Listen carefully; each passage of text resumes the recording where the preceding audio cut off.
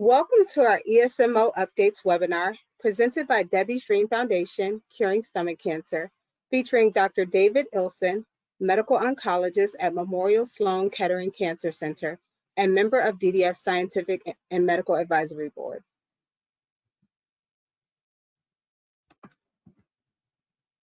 We would like to thank our sponsors, title sponsor Daiichi Sankyo, platinum sponsor Bristol Myers Squibb, gold sponsors Astellas and Merck, silver sponsors Lilly Oncology, and bronze sponsor Genentech. I'm Brittany Starks, Communications Coordinator with Debbie's Dream Foundation. First, I will share information about stomach cancer and Debbie's Dream Foundation. Then we will hear a presentation on ESMO updates with Dr. Ilson. The presentation will be followed by a Q&A discussion. You can type your questions throughout the presentation into the chat section that appears in the webinar menu. We will address questions at the conclusion of the presentation as time allows.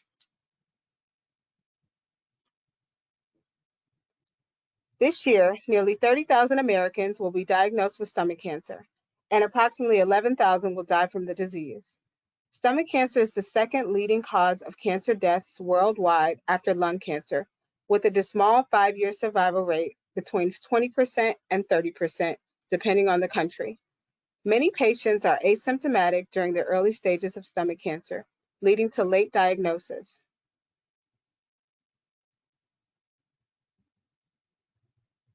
Debbie's Dream Foundation is dedicated to raising awareness, advancing funding for stomach cancer research, and providing education and support internationally to patients, families, and caregivers.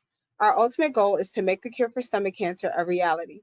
You can learn more by visiting our website at debbiesdream.org. Pictured here is Debbie Zelman, the founder of Debbie's Dream Foundation. Debbie was diagnosed with stage 4 stomach cancer in April 2008. She had no risk factors and only vague symptoms. At the time, she was told that her chance of being alive in 5 years was only 4%. She endured harsh chemo regimens and targeted treatments and experienced many reoccurrences over 9.5 years. Unfortunately, Debbie passed away on December 23, 2017, at the age of 50 after a 9.5-year battle with cancer. She dedicated herself to helping others with stomach cancer by raising awareness and providing resources and education. Debbie founded DDF in April of 2009. As an organization, we will continue her important work and legacy. In a few short years, DDF has achieved many great milestones. We have 33 chapters across the US, including Canada and Germany. Our PrEP program helps patients, their families, and caregivers match with survivors and caregiver mentors using disease-specific criteria, including biomarker and location. We host educational webinars and symposia year-round, and our website contains in-depth information about stomach cancer. We also have provided $1 million in research grants to date.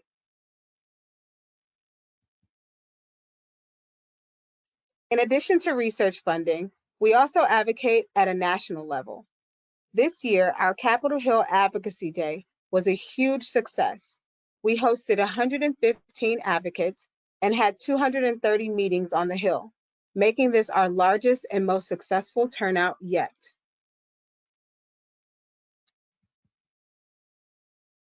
Due to the efforts of the foundation, our partners, and dedicated advocates, we helped secure continued funding for stomach cancer research.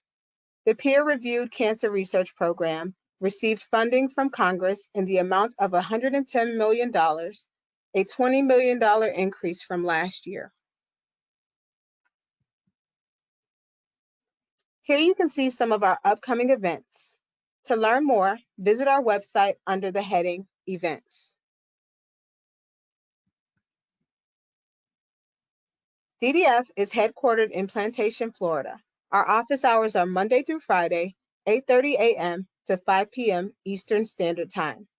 Also on this slide are important phone numbers and email addresses that you can use to contact our office and staff.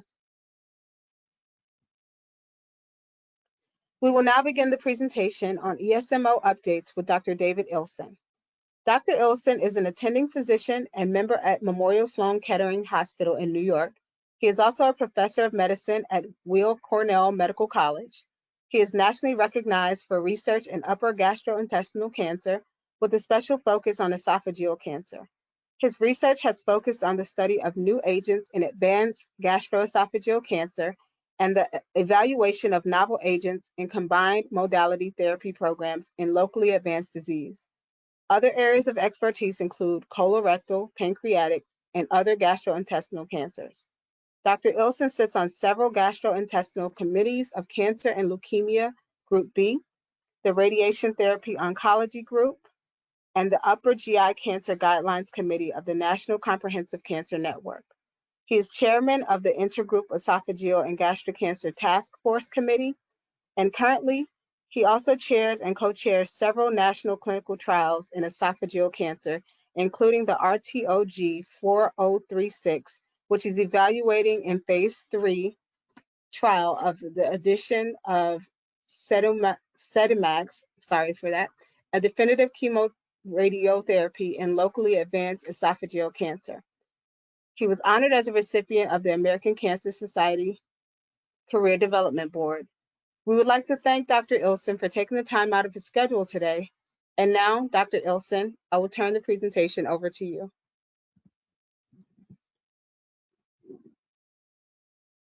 Thanks very much, Brittany. Can you hear me okay? Yes, we can hear you. Okay, great.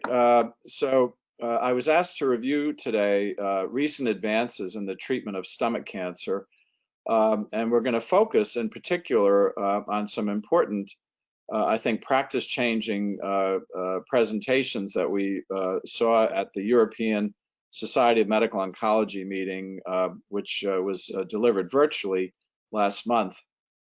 My updates will focus on I think the earlier use of immunotherapy drugs and new approaches in HER2 targeted therapy, and even the potential use of immunotherapy in combination with surgery, chemotherapy, and radiation. So a lot of exciting new data and potential new uses or potentially earlier uses for immunotherapy treatments in patients with stomach cancer. These are my disclosures, which are mainly consulting agreements with various pharma companies. So what we do know in stomach cancer that we have to, for patients that have localized disease and are candidates for surgery, we know that doing something more than surgery improves outcome. Patients live longer and do better when they get additional treatment in combination with surgery. The older approach in the United States was to do surgery first and then give chemotherapy and radiation after surgery. And that did improve outcome, 5-year survival compared to surgery alone. This approach has largely been replaced now by preoperative and postoperative chemotherapy. Chemotherapy before and after surgery is the new standard approach to treat stomach cancers that can undergo surgery. And actually, we have found that recent studies suggest that we don't need to give radiation therapy. It used to be a chemotherapy regimen called ECF, was the standard chemotherapy before and after surgery. And that also improved 5-year survival over surgery alone. But recently, the FLOT regimen, this is a more intensive chemotherapy combining 5-FU, oxaliplatin, and Taxotere. And giving this treatment before and after surgery was superior to ECF, and this is the new standard chemotherapy to give to patients before and after surgery. Now, I won't talk about this much, but in Asia, certainly in Japan, Korea, and China, stomach cancer is far more common than in the West. And the more typical practice in Asia, one of the issues is they do screening in Japan and Korea, so they do tend to find cancers at an earlier stage. So as a result, in Asia, they usually do surgery first. They do surgery first and then administer the chemotherapy after surgery. And very similar to the chemotherapy used in the West, 5-FU and oxaliplatin. In Asia, we now know that oral 5-FU, capecitabine, and oxaliplatin after surgery improves outcome compared to surgery alone. Also, oral 5-FU plus Taxotere improves outcome. And more recently, another oral 5-FU S1 oxaliplatin. So combination chemotherapy after surgery also is indicated if surgery is done first, and then patients would get chemotherapy after surgery. All of these approaches achieve modest improvements in outcome. They do reduce the risk of cancer recurrence by about 25%, but they're not, unfortunately, not absolutely preventive. So how do we decide in patients that have more advanced stomach cancer? And the problem is about 30 to 40% of patients with newly diagnosed stomach cancers will have more advanced stage 4 disease. That means that the cancer has traveled to other places like the liver or the lining of the abdominal cavity, and chemotherapy is the primary treatment for stage 4 disease. Recently, our NCCN, our National Comprehensive Cancer Network guidelines, really support that patients should get 2-drug chemotherapy regimens. They're better tolerated, and you really get the most effectiveness with the most tolerable side effects. The most common chemotherapy used in the United States is FOLFOX. This requires a Metaport to be placed, and patients get 5-FU through the Metaport with oxaliplatin. Some patients we give oral 5-FU plus oxaliplatin, and then in some patients, particularly patients who have neuropathy or nerve conditions from diabetes, we would use 5-FU with irinotecan, FOLFIRI, to avoid the neuropathy from oxaliplatin. There are more intensive chemotherapy drug treatments with 3 chemotherapy drugs, so adding docetaxel or Taxotere to 5-FU and oxaliplatin. It's not clear if they're really better. And I'm going to talk about a large study that was done in Japan. I have a lot of admiration for Japanese oncologists because they always try to define treatments that are the most safe and the most effective for patients, and really to avoid side effects that will not improve treatment outcome. And we'll talk about this Japanese trial that actually showed that 2 chemotherapy drugs, oral 5-FU and a platinum drug, was just as good as if we added the Taxotere. So 3 drugs was not better than 2 drugs. Also, there are data from Germany that in patients that are older, 65 and older, 3-drug chemotherapy is not any better than 2 drugs. So, and also recently, we talked about ECF, which is Epirubicin containing chemotherapy. That was an old treatment that we used to give with surgery. We now have data that this Epirubicin drug only adds side effects, and that we would typically give, again, the 5-FU and the platinum alone, and not add other drugs like Epirubicin or Taxotere. So this is the German study that compared 5-FU oxaliplatin with or without Taxotere. Anytime you look at these graphs and you don't see any separation between the graphs, that indicates that there's no benefit. So if we look at 2 chemotherapy drugs versus 3 chemotherapy drugs, there's no difference in patients between time on treatment, and no survival benefit for patients getting 2 chemotherapy drugs versus 3 chemotherapy drugs. And obviously 3 chemotherapy drugs is more harsh and has more side effects. This is that Japanese trial that I showed you about. This was a randomized trial looking at oral 5-FU and a platinum drug with or without Taxotere in patients with advanced stomach cancer. This trial treated 750 patients, so it was a large trial, and I think it really definitively answered the question, are 2 chemotherapy drugs as good as 3 chemotherapy drugs? And here you can see no separation in these curves. So there really was no benefit for patients getting 3 chemotherapy drugs over 2 chemotherapy drugs, obviously much more side effects. And the response to chemotherapy was very similar. So for most patients, a combination of 5-FU and oxaliplatin would be the standard chemotherapy for stage 4 disease. Later on in treatment, we use drugs like Taxol and irinotecan, and we'll talk in a little bit about immunotherapy. This also looked, there are different subtypes of stomach cancer. There's diffuse and intestinal, and you can also see no separation in these curves for 2 versus 3 drug treatment with chemotherapy. Then lastly, the Epirubicin question. I've always been an advocate for trying to treat patients with lesser therapy that has better side effects. And I've always questioned whether this Epirubicin drug adds any benefit. It adds a lot of side effects. Patients get hair loss, they can get sore mouth, low blood counts. It can even be harmful to the heart.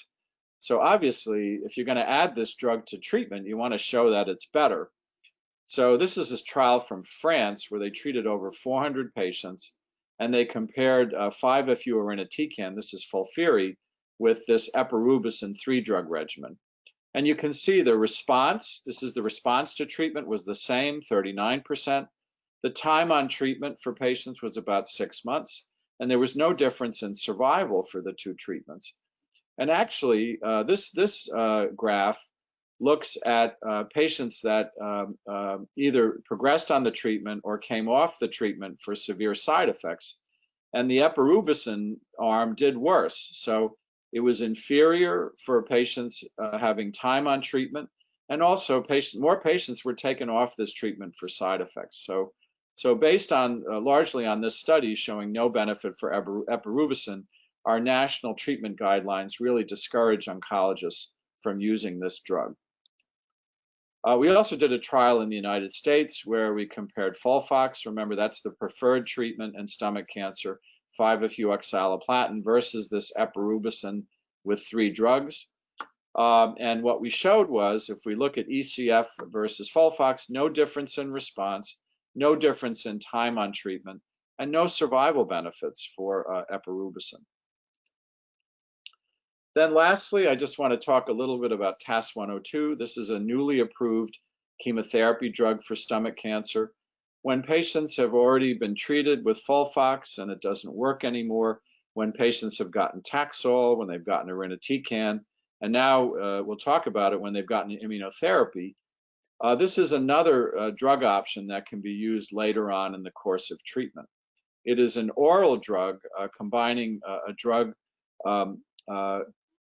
an oral 5-FU-like drug with a drug that helps absorb, you take it in pill form, so it's combined with another drug that helps you absorb the drug. And this was a trial in patients who had pretty much gone through all conventional treatment, and there really weren't good remaining treatment options. And they compared treatment with TAS-102 versus just medical care, just getting supportive medical care and no more chemotherapy. And this did, again, remember that when the curves separate, that means the treatment on top is better.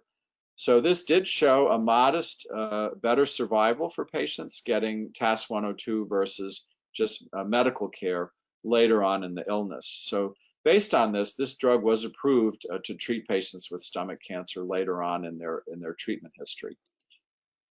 And also time on treatment was better. So I would say the one negative of this drug is it mostly stabilizes the cancer. It doesn't typically shrink tumors, but it certainly can provide some patients benefit in stabilizing or controlling their cancer when other treatments no longer are effective.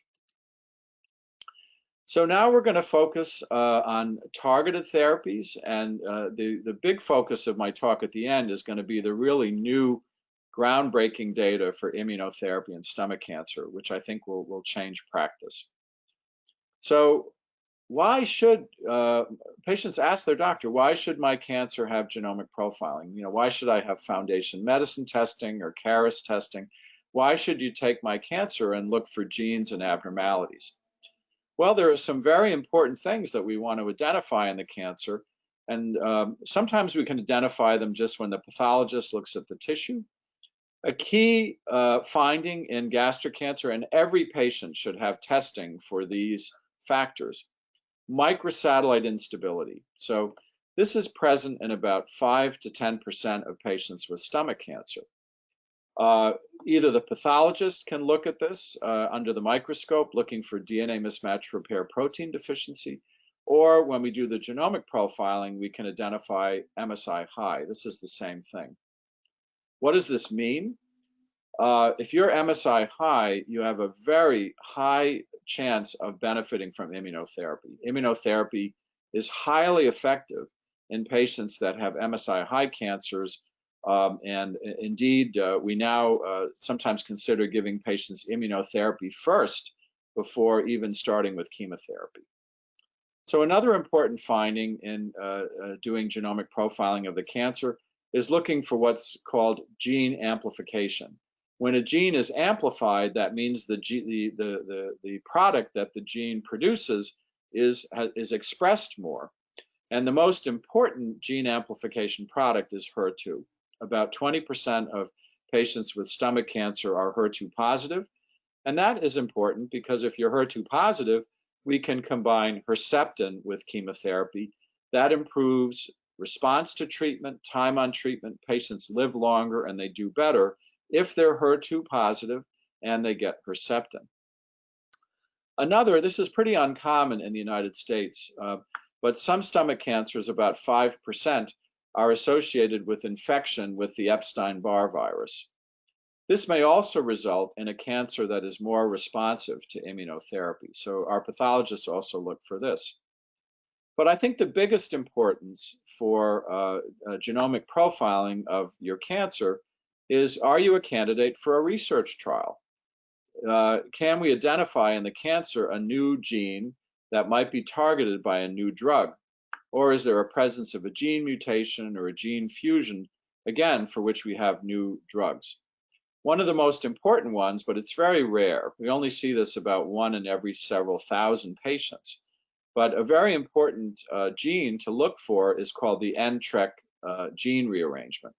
If you have an NTRK gene rearrangement, there are drugs, larotrectinib and entrectinib, that target this gene and have a high degree of effectiveness. So this identifying this gene, as well as looking for HER2 amplification and microsatellite instability, are now key factors.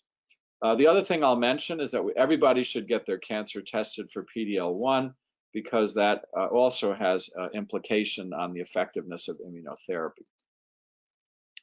So what about targeted agents? How are we doing developing new drugs? The success stories are HER2 and now immunotherapy, and also the target called VEGF. So trastuzumab or Herceptin, that's the drug that targets HER2 expressing patients. For VEGF, we have the drug ramucirumab. That targets and inhibits the VEGF pathway. And standard chemotherapy after FOLFOX is to combine ramucirumab, which blocks VEGF, plus Taxol. This is the standard secondary chemotherapy after FOLFOX. Immunotherapy is the latest targeted therapy to be active and approved. As I mentioned earlier, the two markers for immunotherapy are MSI high. And again, if you're MSI high, you could argue that drugs like Pembrolizumab and Nivolumab, Keytruda and Opdivo, that might be your first treatment, might be better than chemotherapy. So MSI is important to determine. And then PD-L1 testing. Both of these are mandatory in addition to HER2 testing. As I'll talk about, Pembrolizumab or Keytruda is now approved in 3rd or 4th line treatment of stomach cancer if your cancer tests PD-L1 positive. So that's why PD-L1 testing is important, because you can get Pembrolizumab or Keytruda as a later treatment. I will talk about this exciting, groundbreaking study that was presented at the European meeting last month. Nivolumab combined with chemotherapy, Nivolumab plus FOLFOX, was better than FOLFOX alone. And I think it will become the new standard of care in the initial treatment of patients with stomach cancer. This has not yet been approved by the FDA, but I think there will likely be fast tracking of approval for Nivolumab plus first-line chemotherapy.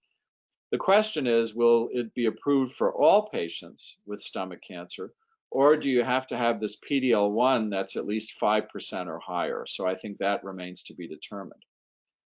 Another positive trial was for Pembrolizumab in esophageal adenocarcinoma. A first-line trial of Pembrolizumab plus chemotherapy in esophageal adenocarcinoma, this was using 5-FU and cisplatin, also improved outcome. But here you had to have a CPS or PD-L1 positive that was more than 10%. And then we talked about if you're MSI high, which is about 5 to 10% of patients, you could argue that drugs like Pembrolizumab and Nivolumab, Keytruda and Opdivo are more effective than chemotherapy as initial treatment. So I want to talk a little bit about HER2. There's a very exciting new drug called Trastuzumab deruxtecan.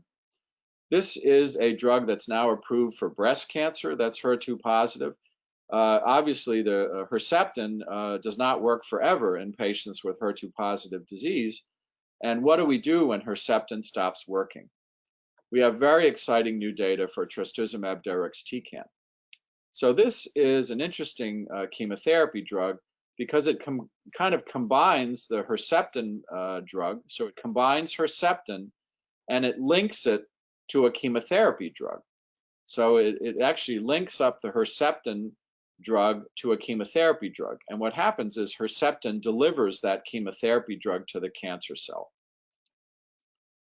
So there was a randomized trial from Japan because up until recently, after, if Herceptin stops working in stomach cancer, we don't have really other drugs to help. So this was a trial in Japan. People had all gotten previous Herceptin and it stopped working. And they assigned patients to get chemotherapy, so the doctor could choose either irinotecan or Taxol, or they got treated with this new drug, Trastuzumab deruxtecan. This was recently published in the New England Journal of Medicine by my colleague in Japan, Kohei Shitara. So this is a little busy slide, but if you look at response, so how many patients responded? Nearly 50% of patients responded to this drug. That's a significant response. Only about 14% of patients responded to chemotherapy. So a much higher degree of response for Trastuzumab deruxtecan compared to chemotherapy. And remember, I told you every time the curves separate, the upper one is better. Patients had lived longer when they got Trastuzumab deruxtecan versus chemotherapy, and they were also on treatment longer. So this drug is now fast-tracked through the FDA to get approval in the United States. It's not there yet, but keep this on your radar. If you have a HER2 positive stomach cancer and Herceptin is not working any longer, this will likely become the treatment of choice, either as a second or a third line treatment. So the other thing we talked about, getting your cancer profile with genomic profiling. One of the new FDA approvals for Pembrolizumab or Keytruda is in patients that have a high, what we call a tumor mutational burden. The only way you can determine this is by doing genomic profiling on the cancer. So why did the FDA approve this? There was a trial done, it's just about to be published, where they looked at various cancers and they defined a high mutational burden as more than 10 mutations in the testing. They treated a number of different cancers, including cervix and endometrial cancer. However, they didn't treat any gastric cancers, which was, I'm not sure why they didn't treat gastric cancers, but this is not relevant because the FDA approved this drug regardless of where your cancer started. And why did they approve the drug? Well, about 16% of patients on this trial had a high tumor mutational burden. So about 15% had a high TMB. And the high TMB patients had a very high response rate to Pembrolizumab, about 28%. So about 1 in 3 patients that had a high TMB responded to Pembrolizumab. Only about 6% responded if they had a low TMB. So based on this, the FDA has now approved Keytruda or Pembrolizumab for any patient that has a high TMB and conventional chemotherapy is not working. So this is another reason to do genomic profiling on the cancer. So there's a lot of new information about immunotherapy. I'm really going to focus on these upfront trials. I think this is the most relevant discussion. And these are the 2 trials that are really going to change practice. Checkmate 649, this was Nivolumab plus FOLFOX. KEYNOTE 590, this is in the esophageal adenocarcinomas. pembrolizumab plus chemotherapy. And I'll mention briefly a negative trial. This was first-line pembrolizumab in gastric cancer. It was not better than chemotherapy alone. Nivolumab was better added to chemotherapy, and in esophageal cancer, pembrolizumab was better added to chemotherapy. And then I'll just mention again, as I said earlier, right now the approval for pembrolizumab or Keytruda is once all conventional treatments don't work anymore, if you have a MSI high or a PD-L1 positive cancer, you can get this drug. Now this approval has been extended to high TMB patients. And now should we be using nivolumab and pembrolizumab earlier as part of your initial treatment? And we'll look at the data. So I'm going to mention this negative trial first. This was in stomach cancers, initially getting 5-FU or capecitabine and platinum. So 5-FU platinum, and this was chemotherapy alone or chemotherapy plus pembrolizumab. And there was no improvement. There was little or no separation of these curves, whether you got chemotherapy alone or you got chemotherapy plus pembrolizumab. This was a negative study. And this was the PD-L1 CPS, the 1% PD-L1 positive.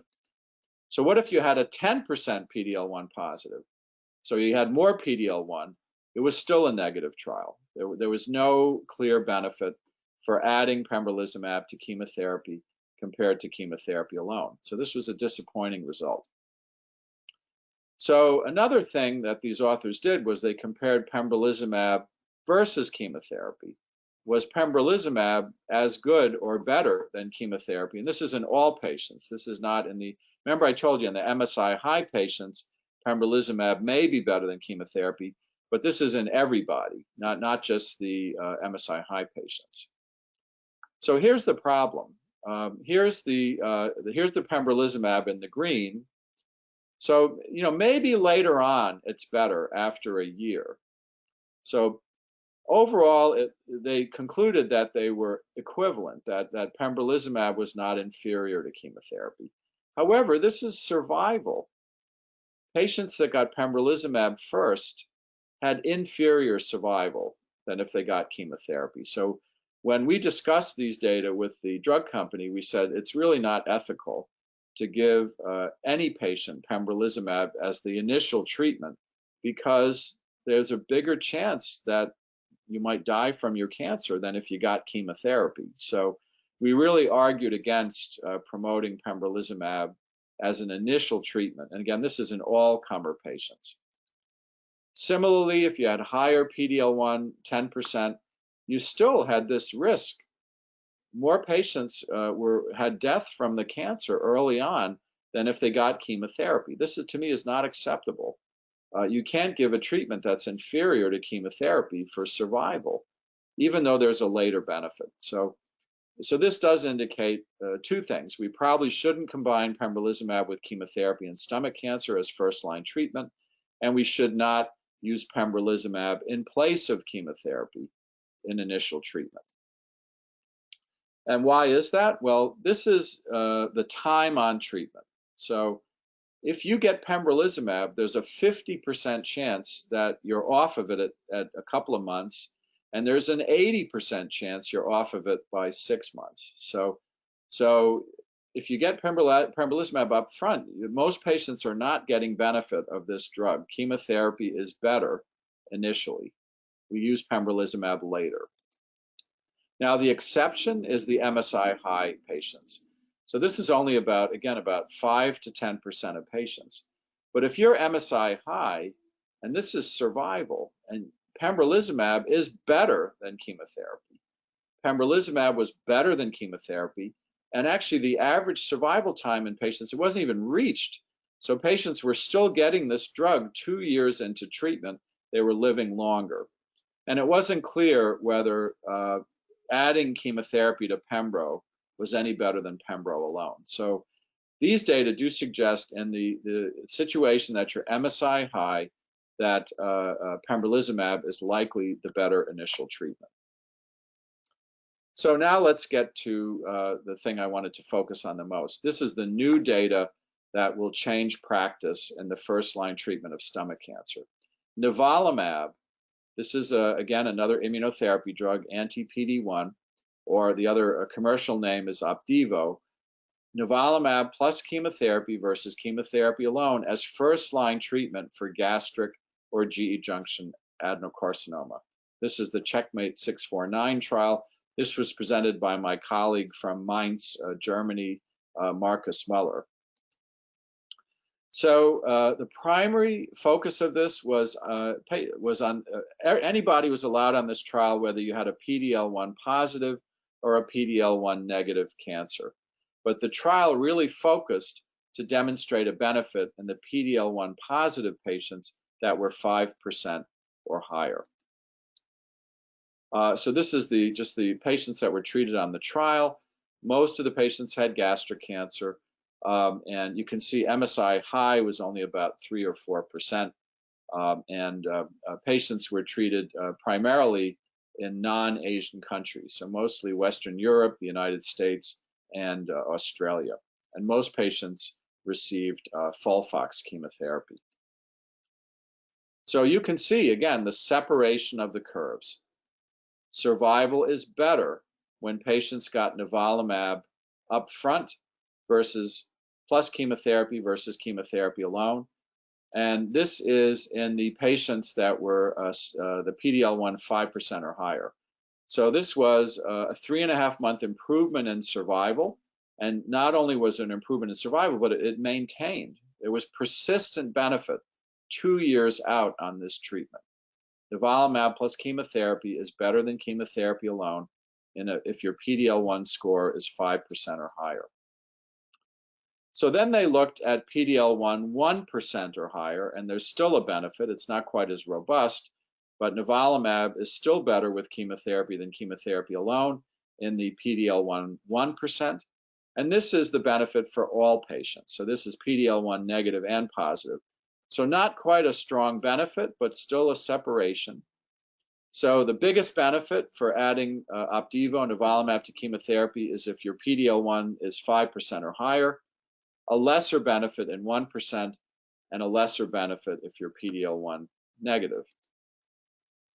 And this, again, remember, if there's a separation, the upper curve is better. So nivolumab also improved the time that you were on chemotherapy compared to chemotherapy alone. This just shows that pretty much who benefited. This looks at all the different, by your sex, by your race, your region, where you lived. And when you're to the left side of this, that means that nivolumab is better. And you can see that pretty much every group that was treated on this trial did better with nivolumab than with chemotherapy alone. And then lastly, response.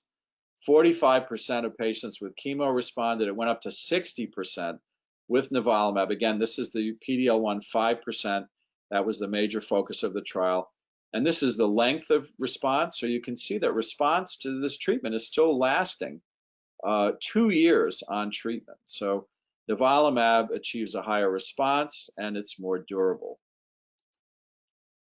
So I think based on that data, I think the FDA is likely going to approve nivolumab or Opdivo for first-line treatment of stomach cancers when you combine it with FOLFOX.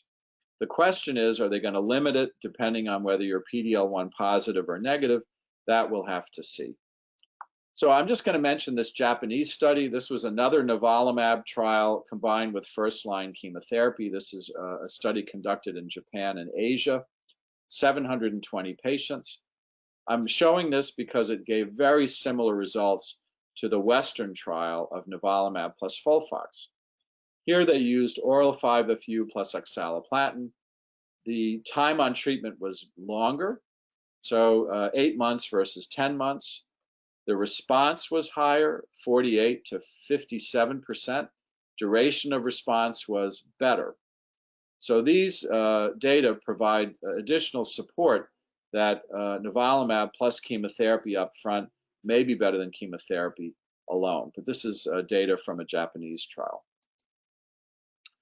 Then lastly, I just want to talk about esophageal adenocarcinoma. This is KEYNOTE 590. This looked at esophageal adenocarcinoma and squamous cancers. Again, our lecture is mostly on stomach cancers, but some patients have cancers in their esophagus or higher up. And this looked at chemotherapy with 5-FU-cisplatin with or without pembrolizumab. This was a 740 patient trial. Most of the patients had squamous cancers of the esophagus, but about 25% had adenocarcinoma. And this is survival. All of the survivals were better with pembrolizumab compared to chemotherapy alone, about a 4 to 5 month improvement, which is pretty significant, and an improvement in 2-year survival and an improvement in response rate. So the question for approval here will be whether they just approve this for squamous cancers, because that was the most common histology. And half of the patients had high PD-L1 scores. And the biggest benefit was in the PD-L1 10%. So the question is, will they approve this drug for everybody, adeno and squamous, or will they just approve it for the high PD-L1 patients who seem to have the greatest benefit? But these are trial results that we'll need to review with our treating oncologist. Again, it may be difficult to get these drugs yet because they're not approved. Remember, pembrolizumab right now is only approved for resistant cancers later on. But I suspect that regulatory authorities are going to move forward both pembrolizumab and nivolumab to first-line chemotherapy in the treatment of esophageal and gastric adenocarcinomas. So I just want to mention these data because there is an ongoing trial. If you're HER2 positive, you typically get Herceptin, trastuzumab plus chemotherapy. So there's now an ongoing trial of adding pembrolizumab to Herceptin and chemotherapy. We saw really exciting results at Sloan Kettering when we treated 37 patients that were HER2 positive with chemotherapy, Herceptin, and Keytruda or pembrolizumab. A very high response, 83%. Patients were on the treatment for more than a year. So based on this, there's now a trial ongoing, KEYNOTE 811, looking at chemotherapy and Herceptin with or without pembrolizumab, because all of the other studies I showed you for first-line use of either pembrolizumab or nivolumab were in patients that were HER2 negative. HER2 positive, the standard is still to get trastuzumab. Whether or not we should add immunotherapy, that will be answered by this ongoing trial, KEYNOTE 811. So if I didn't have enough positive news, I just want to mention this study. This was the 4th groundbreaking trial that was presented at this European meeting, because now we've talked about 2 positive trials for nivolumab plus initial chemotherapy in gastric cancer, and we've talked about a positive trial for pembrolizumab plus chemotherapy and initial treatment of esophageal cancers. Now we have suggestion that there may be benefit for immunotherapy after surgery for esophageal cancer. So this, we don't know if this applies to stomach cancer, but in patients with esophageal cancer, usually we treat esophageal cancer with chemotherapy and radiation followed by surgery. So this was a trial in patients with esophageal and gastroesophageal junction cancers. After they got chemotherapy, radiation, and surgery, they were assigned to get, here, let me go to the next slide, sorry. They were assigned to get nivolumab or no further treatment after surgery for esophageal and GE junction cancers after chemoradiation and surgery. So patients were assigned, this was nearly 800 patients, 2 to 1 to get a year of nivolumab, or the standard, which is just to be watched after chemoradiation and surgery. And this is disease-free survival. So again, the curves separate. This is a substantial benefit. The average time that patients had recurrence of their cancer after surgery was only a year. This was doubled to 2 years with nivolumab. So this was a significant improvement in disease-free survival for giving patients nivolumab versus no further treatment. So I think in esophageal and GE junction, not so much an issue for stomach cancer. We usually do chemo alone. But if you have a GE junction or an esophageal adenocarcinoma or squamous cancer, and you get chemotherapy, radiation, and surgery, you may have a better outlook if you get nivolumab after your surgery versus no further treatment. Okay, so let's just summarize everything that we talked about today. We talked about a lot of things. If we have stage 4 stomach cancer, the optimal treatment is probably FOLFOX, 2 chemotherapy drugs, the most effective and the least toxic treatment. Targeted therapies, we have Herceptin or Trastuzumab, which we combine with chemotherapy in HER2-positive disease. Secondary treatment would be Ramucirumab plus Taxol. And now we've got promising data for Trastuzumab deruxtecan in patients whose cancers are growing or progressing on previous Herceptin. And then lastly, immunotherapy. Up until recently, Pembrolizumab or Keytruda was only approved sort of later on in your disease. If you had chemotherapy-resistant cancers and you were PD-L1 positive, you could get Pembrolizumab. But now we see also maybe an earlier benefit for MSI-high cancers. But now we have 2 studies that suggest that either adding Pembrolizumab to 5-FU-cisplatin in esophageal adenocarcinoma or adding Nivolumab to FOLFOX chemotherapy in gastric cancers may improve outcome compared to chemotherapy alone, although there may be a limitation that you have to have PD-L1 positive testing at least 5 to 10%. And these are trials you should discuss with your oncologist, particularly if you're starting treatment. I think based on these groundbreaking results, I think regulatory approval is coming for these drugs as initial treatment. And these are practice-changing results. I think they improve outcome for patients with stomach cancer. We always want to have new treatments to make life longer and better as we start our treatment journey. Thanks very much.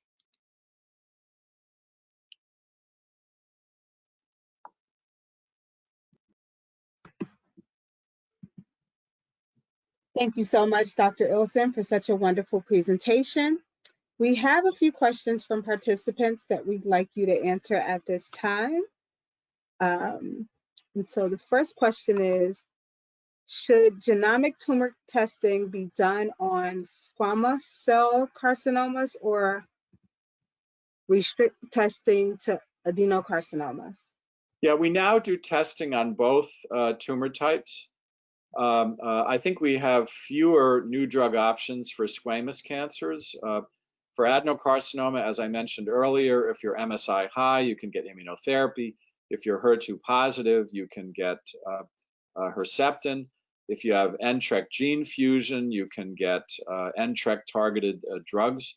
So I think we typically do this for all our newly diagnosed patients, but probably the usefulness is going to be higher in adenocarcinoma. Thank you. Our next question is, how do I get tested for MSI high?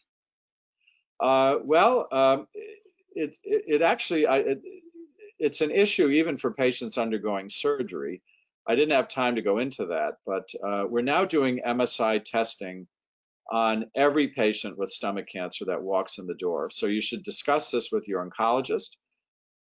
We talked about if you have stage 4 stomach cancer and you're going to be starting chemotherapy, you need to know if you're MSI high, because as I said, immunotherapy, Pembrolizumab, is likely to be better than chemotherapy. Or we might combine Pembrolizumab with chemotherapy if you're MSI high. So you really need to know that when you walk in the door, and you get tested by having your oncologist take the tissue. You don't have to do the fancy genomic testing. The pathologist can take the tissue and they can just do it in the laboratory, and the turnaround time is a day or two to determine if you're MSI high. The other test that's called DNA mismatch repair protein testing, the pathologist can do that very quickly. So the answer is ask your doctor. They might have done it already, and it certainly is part of the broader genomic profiling where they look at hundreds of genes. Okay. Our next question is, where do you feel HIPEC or I think it's PIPEC fit into the treatment plan of gastric cancer, if at all? Yeah, it's still controversial. At our institution at Memorial, the only patients that, typically HIPEC is done, stomach cancer very commonly travels to the lining of the abdominal cavity. patients either have cancerous fluid or cancerous tumors in the abdominal cavity, and that's stage 4 disease. So what you have to have, if you're going to get chemotherapy directly into the belly, the surgeon has to be able to essentially leave no cancer behind in the belly. So that treatment generally is only potentially helpful in patients that either have a great response to chemotherapy and all the tumors disappear. The other finding is washings. If there are cancer cells in the washings of your abdominal cavity, those have to clear. They have to go away after a period of chemotherapy. Then we consider surgery and chemotherapy directly into the belly. That may reduce the risk of recurrence. It may prolong survival in some patients. There recently were very promising data from France suggesting that patients that could have complete surgery, little or no residual cancer remaining in the belly, that they might benefit from HIPEC treatment. There's another controversy whether you really have to heat the chemotherapy or not, but I would say there is a role for surgery and HIPEC in highly selected patients. And those, in our experience at Memorial, the patients that benefited from peritoneal chemotherapy were patients that essentially had no cancer remaining after treatment, and they cleared the cancer cells from washings of the abdomen. Then we could demonstrate some potential benefit for surgery and peritoneal chemotherapy. It's a controversial issue. Not everybody's a candidate for it. You really have to have responded well to chemotherapy and have essentially almost no disease remaining in the abdominal cavity to get the best chance of benefit from this type of treatment. Thank you. And we have another question. Are there MSI high squamous cell cancers, or is MSI high cancers always adenocarcinomas? Yeah, I've never heard of an MSI high squamous cancer.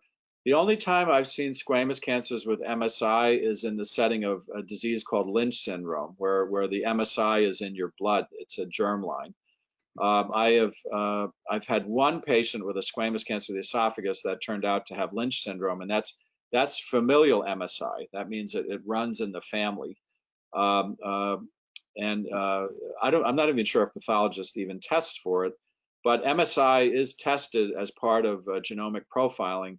So if it's present, it would be found, but in squamous cancers, I've never seen one, except my patient with Lynch syndrome, where it was in the blood, it was in the family. Okay. And someone asked, can I sign up to participate in any of these trials, or is it too late? No, these are all completed trials. Yeah, these are completed trials, and the results are out there. So the question now is whether these different drugs are going to get approved to use either as first-line chemo in combination with first-line chemotherapy or after surgical management. So no, you can't sign up for the trials now. Unfortunately, insurance usually doesn't approve drugs that are not yet approved by the FDA. I mean, sometimes some insurance companies do make exceptions. If the oncologist, shows the data, they might consider approving the drug based on recent trial results. Medicare is tough. Medicare is tough if it's not in the guidelines and it's not approved by the FDA. That being said, however, we are trying to revise the guidelines based on all these new exciting data. So stay tuned.